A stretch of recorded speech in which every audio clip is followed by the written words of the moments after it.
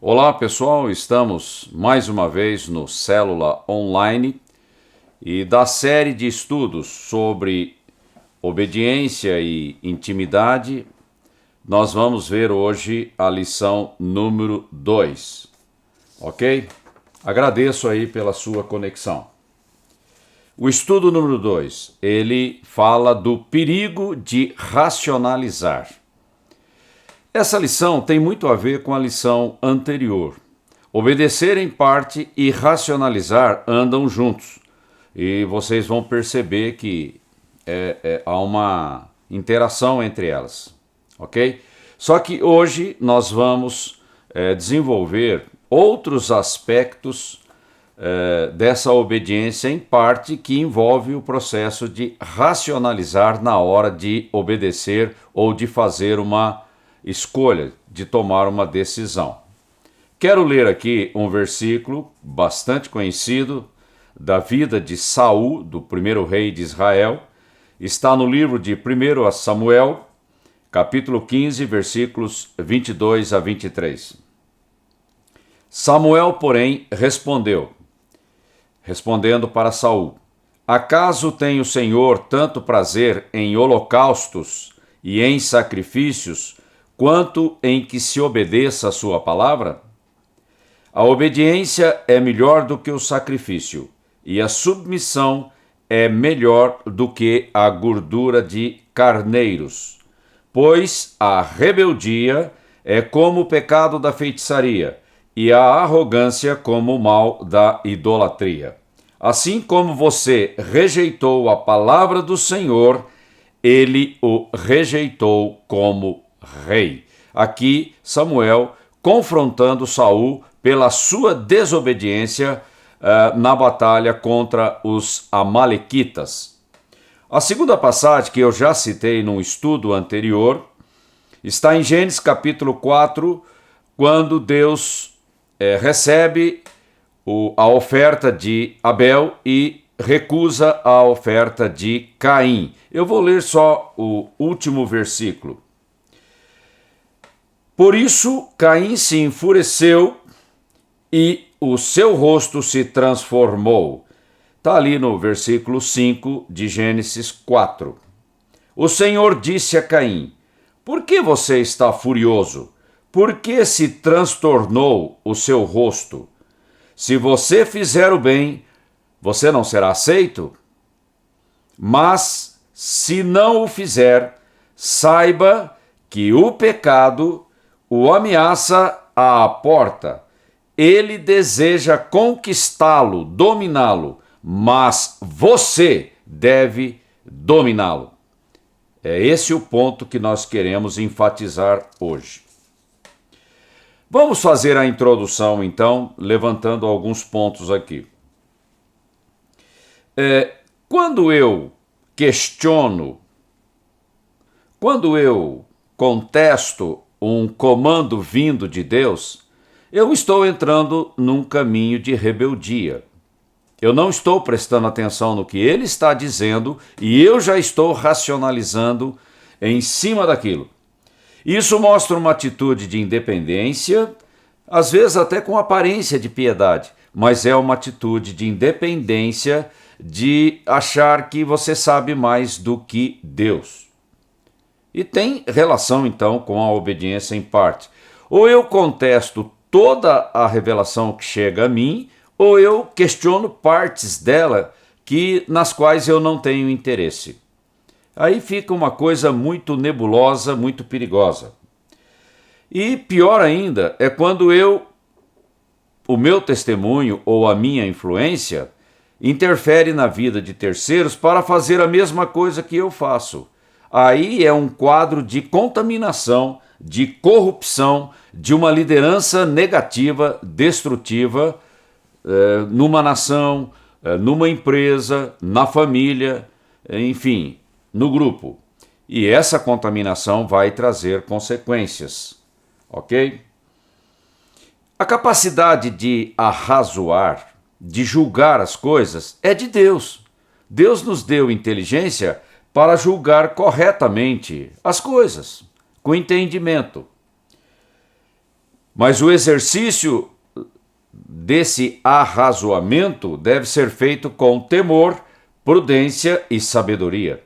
Não é de qualquer jeito, não é voluntariosamente que eu vou contestar a revelação, a instrução que vem do Senhor. E essa maneira voluntariosa de reagir é algo pejorativo, algo negativo, mostrando a minha independência, que a minha vontade é mais importante. Não é? E fica pior ainda quando fica intempestivo. Aí as consequências são muito mais graves e muito mais rápidas. E quando eu me recuso a buscar a face de Deus para receber entendimento, aí começa um caminho de rebeldia. Se eu não entendi, humildemente vou buscar a face do Senhor para entender o que Ele quer da minha vida. Isso é normal num processo de relacionamento de comunhão. Mas quando eu simplesmente tomo iniciativas sem consultar a Deus, eu estou sozinho nessa viagem. E isso é muito perigoso pelas consequências de uma decisão errada. Como nós falamos na lição anterior, nós estamos no meio de uma guerra. Existe o trio da maldade, que é a carne, o mundo e o diabo. Eles operam para dominar, para controlar o meu poder de escolha, para que eu faça escolhas erradas que desagradam a Deus e entre numa zona de juízo, de julgamento. O diabo veio para matar, para roubar e para destruir. Ele precisa mexer no meu poder de decisão para que as minhas decisões erradas me coloquem em risco. Eu tenho que entender a extensão, a implicação disso. Essa situação distorcida, embaraçada, ela tem implicações perigosas na minha vida e na vida daqueles que estão envolvidos com a minha decisão. E normalmente, se eu estou trabalhando para o Senhor e eu tomo decisões inadequadas, erradas, que contrariam as instruções do Senhor, eu entro num caminho de correção. E Ele vai mexer na minha vida, Ele vai me corrigir, porque Deus me ama e a Bíblia diz que quem ama corrige. O amor se interessa pelo bem do outro, então a correção é algo de Deus, é algo produtivo. Eu não posso ficar à mercê de mim mesmo. Se Deus me ama, Ele se interessa por mim e Ele vai me corrigir. E a Bíblia diz que a tristeza, segundo Deus, produz arrependimento, produz mudança. E isso me tira da zona de perigo.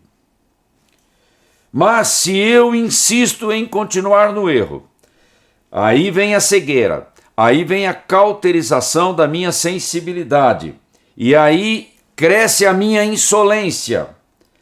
Eu fico atrevido diante de Deus, uma loucura, e a maldade cresce na minha vida, porque vai piorando.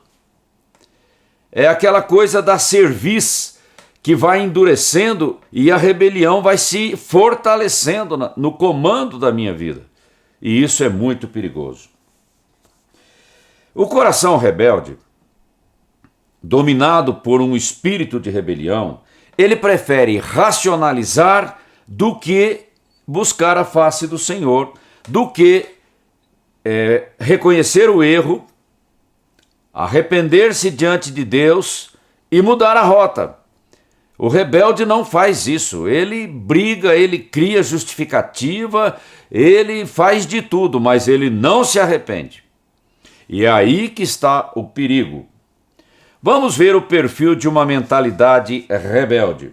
Primeiro, ele muda essa mentalidade, ela muda as regras para satisfazer desejos próprios, interesses próprios. Eu tenho que reagir imediatamente no sentido contrário, de impedir que isso cresça no meu coração. Segundo, uma mentalidade rebelde, ela racionaliza para criar uma narrativa. Ou seja, são as justificativas com falsas razões egoístas. Então eu preciso aplacar a minha consciência criando justificativas e querendo convencer as pessoas que estão à minha volta. A mentalidade rebelde também ela fica na defensiva quando é confrontada. É aquele negócio, né? O ataque é a melhor defesa. Aí você ofende a Deus, ofende as pessoas quando você é confrontado, porque você não quer responder pelo erro. Você não reconhece e não quer responder por ele. Aí o que acontece com essa narrativa? Essa narrativa, ela fica misturada com agressão, minimiza a situação, enrola, ou seja, você sai fora de uma resposta simples e direta para aquela situação. Quarto, uma mentalidade rebelde não apresenta voluntariamente relatório porque ela está comprometida com o erro.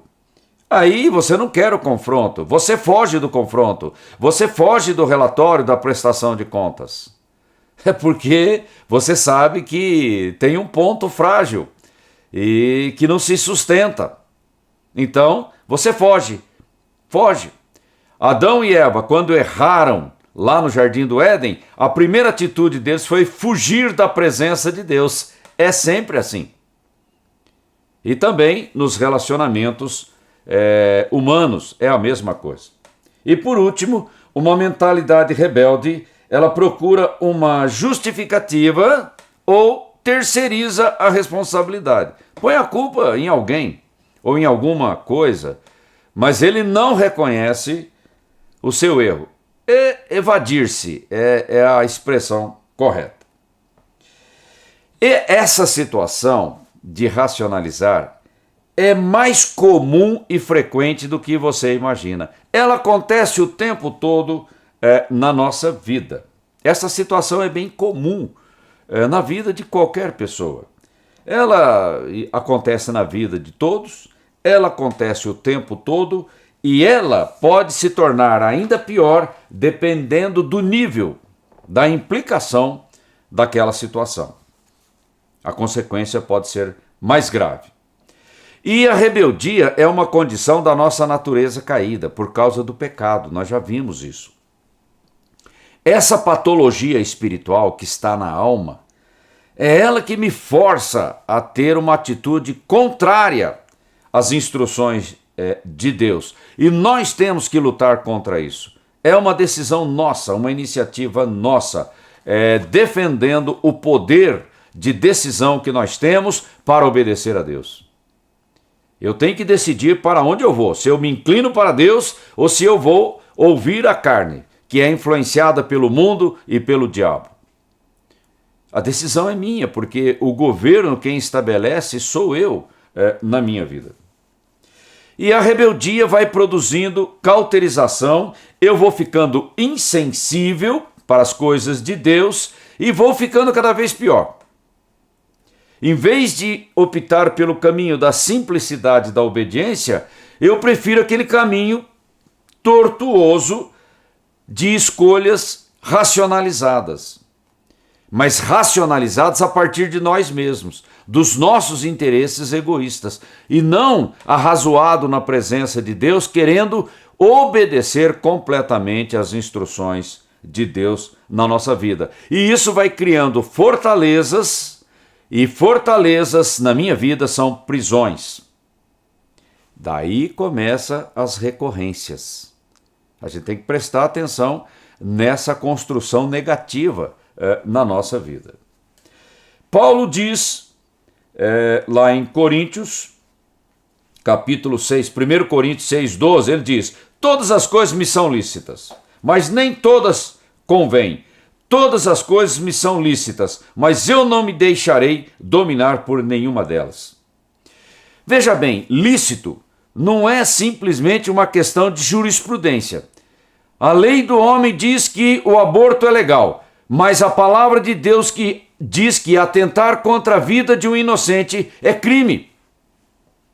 A quem eu vou obedecer? O fato de ser lícito não quer dizer que edifica, não quer dizer que vai criar uma bênção na minha vida, muito pelo contrário.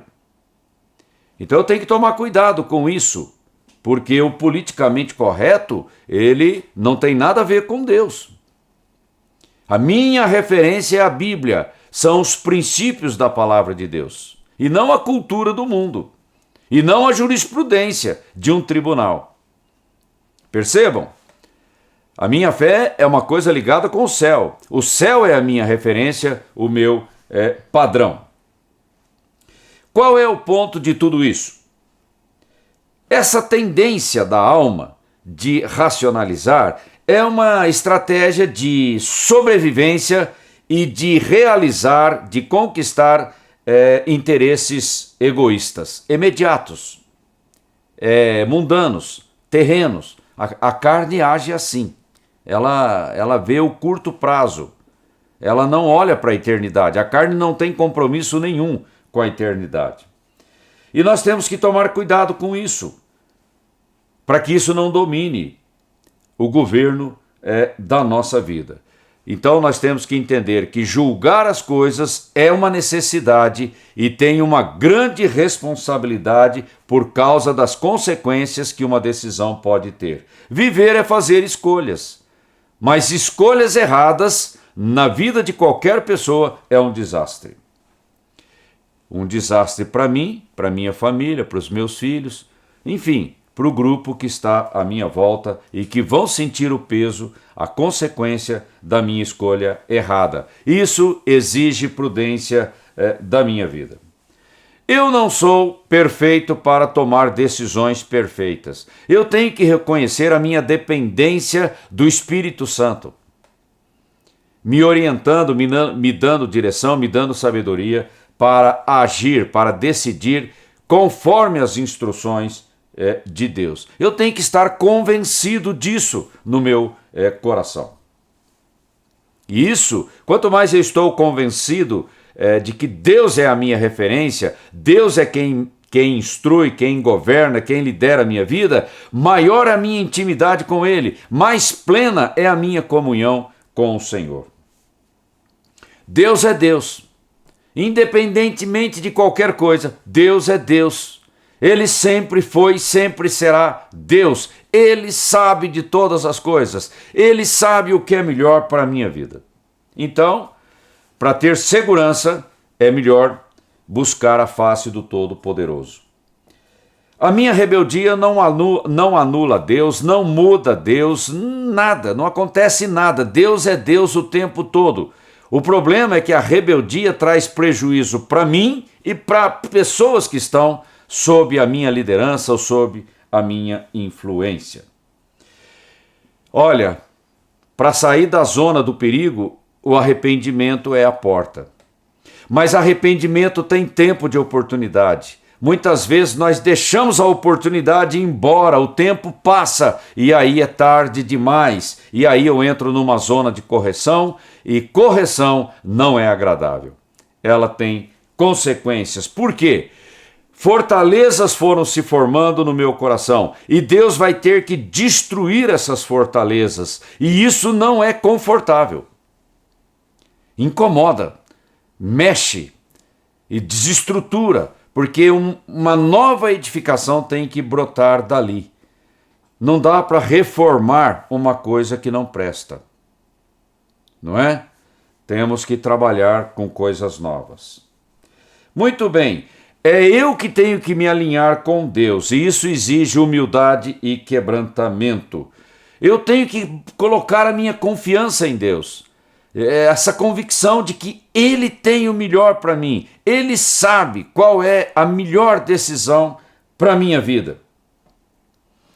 E as minhas escolhas são como uma semeadura. Eu estou semeando para esta vida e para a eternidade. Eu tenho que andar com essa consciência o tempo todo. E toda semeadura diante de Deus é feita por fé. O justo viverá por fé.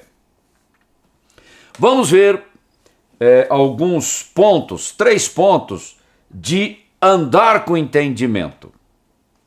Primeiro, receba com mansidão os comandos do Espírito Santo. Tenha clareza das instruções para simplesmente obedecer. Não fique nem aquém e nem vá além das instruções. Caso você não tenha entendido o comando de Deus, busque o Senhor em oração.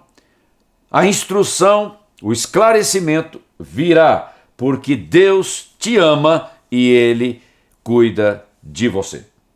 Segundo ponto para andar com entendimento: controle o impulso da agitação da alma para agir precipitadamente, com ansiedade, com voluntarismo, intempestivo, pressão, medo, egoísmo, irritação. Tudo isso nos leva a tomar uma decisão errada e com consequências.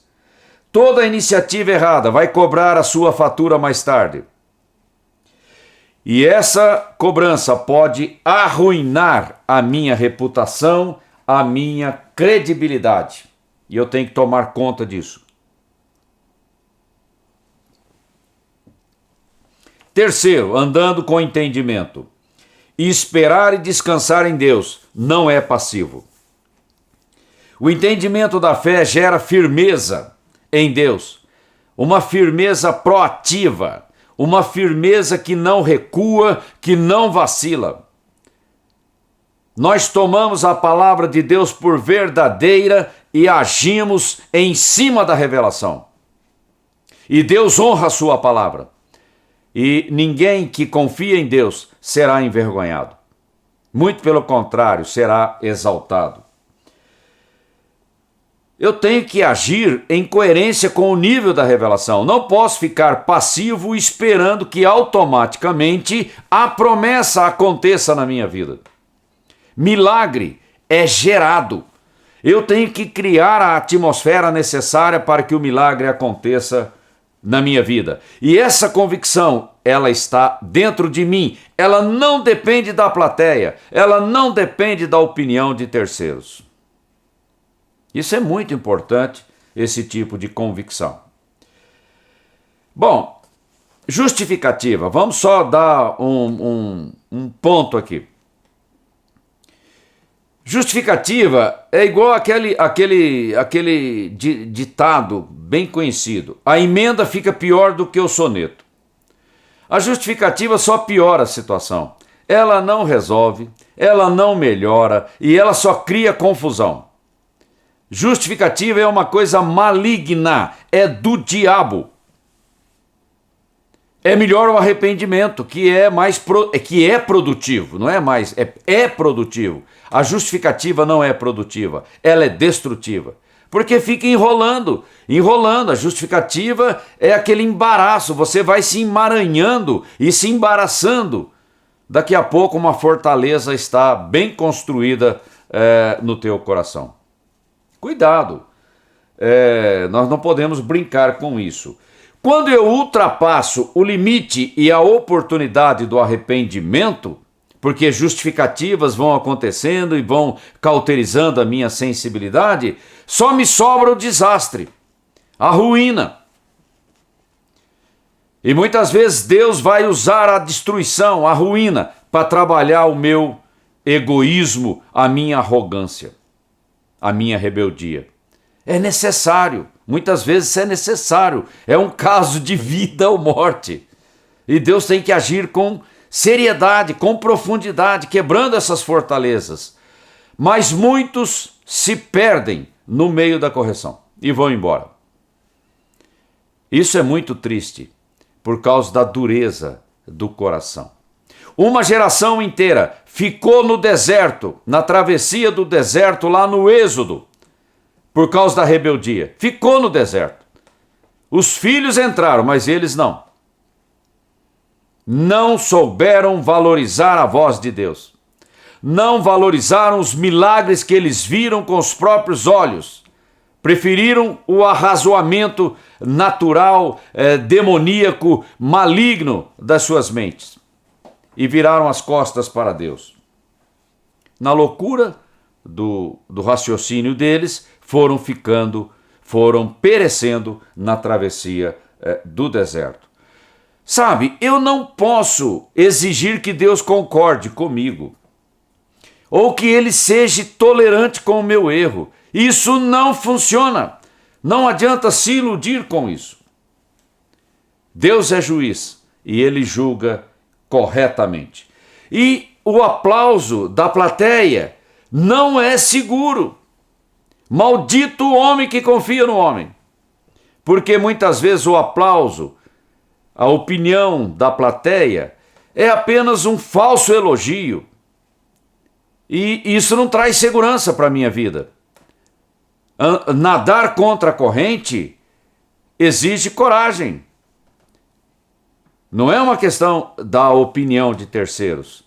Eu tenho que ter a minha convicção na palavra e me agarrar nisso. A palavra é a rocha da minha vida. E se eu insisto nessa rebeldia impenitente, eu vou cair na obstinação. Aí eu estou indo para o caminho da feitiçaria, da idolatria. E isso é maldição na minha vida. Tem que sair fora disso. Isso é algo terrível. Eu tenho que sair fora. Não posso brincar ou me iludir com essas coisas. Outro ponto da questão da racionalização está quando eu tenho que tratar com autoridades constituídas por Deus. Deus estabelece a sua autoridade máxima com delegações de autoridade, seja por pessoas ou seja por instituições. E quando eu tenho dificuldade de me relacionar com autoridades, um princípio de rebeldia pode estar germinando no meu coração. Toda autoridade procede de Deus. Porque senão nós vamos cair no erro da democracia. Todo mundo opina, todo mundo é independente e quem tiver maioria prevalece. Isso no céu não existe. E a igreja não pode se iludir com essas coisas. Deus estabelece autoridades e nós temos que reconhecer o peso de Deus na vida de uma autoridade. Pessoas se rebelaram contra Moisés. O que aconteceu com elas? Pereceram. Não está em discussão a autoridade que foi estabelecida por Deus. Ele é soberano, ele sabe o que está fazendo. Eu apenas tenho que humildemente, com submissão, a submissão que vem da fé, tá? Com entendimento, para me colocar na posição correta e não ficar perecendo pelo caminho, apanhando pelo caminho por causa da minha rebeldia. A obediência, ela frutifica, ela é frutuosa, ela é uma bênção, ela glorifica a Deus e ela abençoa a vida de pessoas. É o contrário da rebeldia. A rebeldia é um péssimo negócio. Para terminar, vamos ver a aplicação. Primeiro, eu só vou fazer as perguntas e você, no secreto aí do seu coração, você medita diante de Deus. Qual vai ser a minha atitude? Vou me arrepender para obedecer ou eu vou racionalizar? Segundo, como vou enfrentar a agitação da minha alma nos momentos decisivos? Quem vai controlar a minha vontade? Terceiro, por que a desobediência é algo tóxico? Estou convencido disso? Sei a implicação disso? Bom é não errar, mas ainda existe opção quando eu já falhei. O arrependimento é a porta. Tenho dificuldade com autoridades quando sou corrigido? São perguntas que eu deixo para você. Aqui nós encerramos a nossa live. Um grande abraço a você, que Deus te abençoe.